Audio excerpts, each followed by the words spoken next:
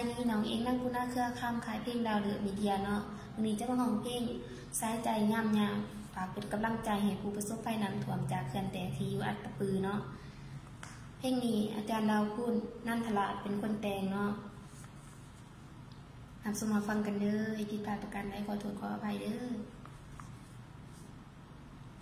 ข่าวผู้นางนอนสะท้อนดังทั่วโลกาสวยทิมเตบ้านหมูป่า13ชีวิตหากอเงียบไปข่าวให้มาต่อ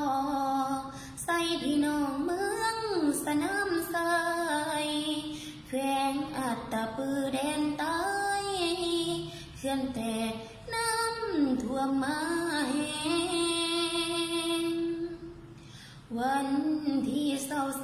23เป็นวันเดียวกันเกิดเหตุ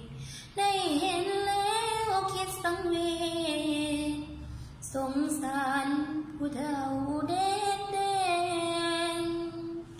เสียงห้องเสียงไห้ไปตามกระแสน้ำพัดแห้งความเศร้าพวกเฮาขอแบ่งนำพี่น้องผู้เสียไปทีมเรากู้ภัยประสานทีมไทยจากหลายภาคส่วนเวียกทีบด่วนคือคนหาผู้สูญหายอยู่ถึงปลายไม้อยู่หลังคามา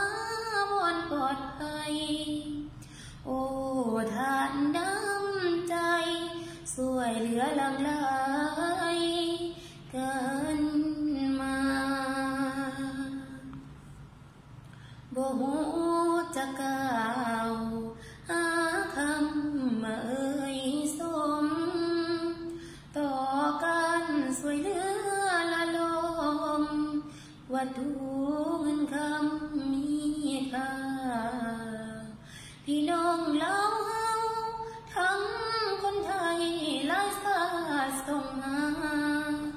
เป็นเหมือนแผ่สา